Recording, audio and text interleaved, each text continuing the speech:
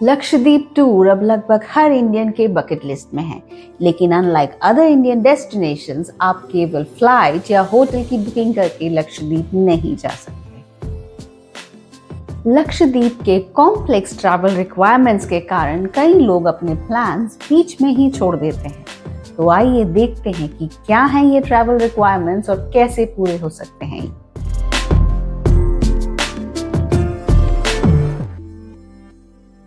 According to the rules, अगर कोई लक्षद्वीप का रहने वाला ना हो तो उसे आइलैंड में घुसने से पहले एक परमिट लेने की आवश्यकता होती है एक कॉम्पिटेंट अथॉरिटी से। Here is mine.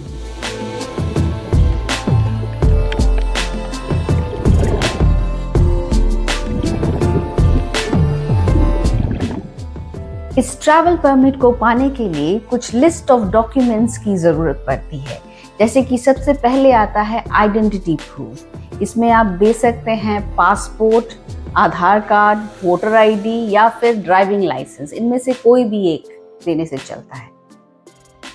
दूसरा रिक्वायरमेंट है एक रीसेंट पासपोर्ट साइज फोटोग्राफ का, जिसका बैकग्राउंड वाइट होना चाहिए और फ्रंटल व्यू होना चाहिए। और तीसरा रिक्वायरमेंट होता है पुलिस क्लियरेंस सर्टिफिकेट का, जो कि थोड़ा कॉम्प्लिकेटेड प्रोसेस है पाने का। अगर आप चाहें तो मैं उसके लिए एक वीडियो बना सकती हूँ, उसके लिए प्लीज कमेंट बॉक्स में लिखें। चौथा रिक्वायरमेंट एक स्पॉन्सर के डिक्लेरेशन का होता है, जो कि लक्षद्वीप का एक परमानेंट रेसिडेंट होता है और वो आपको एक फॉर्मल डिक्लेरेशन देता है कि आपका टूर वो पूरी तरह से स्पॉन्सर कर रहा है। आपको क्या लगता है ये बहुत आसान होता है पाना? जी नहीं, बिल्कुल नहीं। जो लोग ऑनलाइन या ऑफलाइन कोशिश करते हैं अप्लाई करने का परमिट के लिए, उनके लिए ये स्पॉन्सर का अरेंजमेंट कर पाना काफी मुश्किल होता है। This is the most difficult document to arrange. हमें हमारा डॉक्यूमेंट मिल गया था हमारे private tour operator coral routes द्वारा। पांचवा रिक्वायरमेंट होता है होटल या रिसोर्ट बुकिंग का एक कॉपी। और सिक्स्थ रिक्वायरमेंट होता है फ्लाइट टिकट्स या फिर क्रूज कंफर्मेशन टिकट्स का एक कॉपी।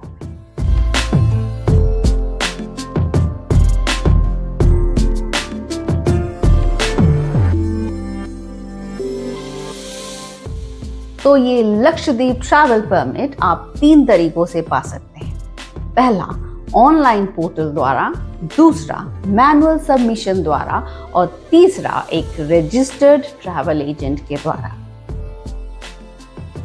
ऑनलाइन पोर्टल एक बहुत ही कॉस्ट इफेक्टिव तरीका होता है परमिट पाने का, जिसमें केवल 300 रुपए एडल्ट्स के लिए और 150 रुपए 12 से 18 साल के बच्चों के लिए लगते हैं। परमिट्स के लिए कम से कम 1 महीने पहले अप्लाई करना जरूरी होता है, क्योंकि इसके प्रोसेसिंग में मिनिमम 15 डेज लग जाते हैं। लिंक डिस्क्रिप्शन बॉक्स में है।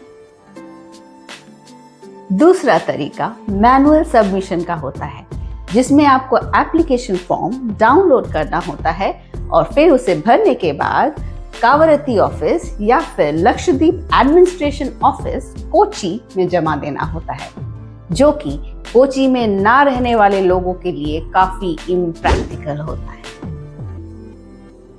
तो चलिए बात करते हैं अब तीसरे और आखिरी तरीके की, जिसमें एक रजिस्टर्ड ट्रैवल एजेंट बड़े ही आसानी से आपके ट्रैवल परमिट्स का अरेंजमेंट कर सकता है, जो कि एक बहुत ही हैसल फ्री तरीका होता है। वो आपके ट्रैवल के परमिट्स को एक स्पॉन्सर के हिसाब से हैंडल करता है।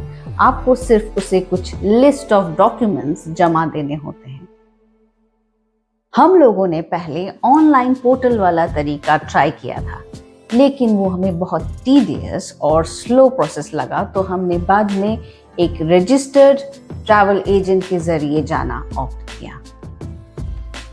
और हम आपको भी यही तरीका रिकमेंड करते हैं, क्योंकि इसमें एक ट्रैवल एजेंट पूरी जिम्मेदारी लेता है आपके स्पॉन्सर्स डॉक्यूमेंट अरेंज करने का, होटल्स की बुकिंग करने का और आपको परमिट दिलवाने का। तो आपका हेडेक पूरी तरह से खत्म। अगर आपको ये वीडियो अच्छा लगा, इंफॉर्मेटिव लगा, तो please subscribe to our channel Our upcoming blog will be on Lakshadweep travel itinerary, places to visit, water activities and approximate budget. तो आपसे मिलते हैं वहीं पर. Happy travels!